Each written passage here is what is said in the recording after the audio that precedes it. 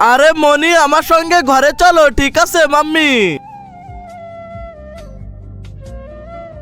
আরে আজকেও তো সুরজ মদ খেয়ে শুয়ে আছে, একই প্যানে তো ইস্যু করে দিয়েছে।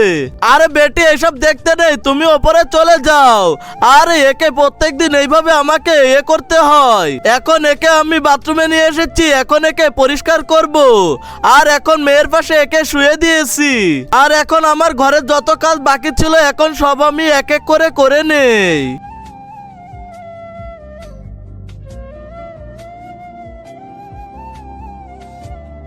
আরে সকাল হয়ে গিয়েছে, কি 6:20 বেজে গেছে। আরে বাবু ওঠো, আরে আমাদেরকে তাড়াতাড়ি স্কুলে যেতে হবে।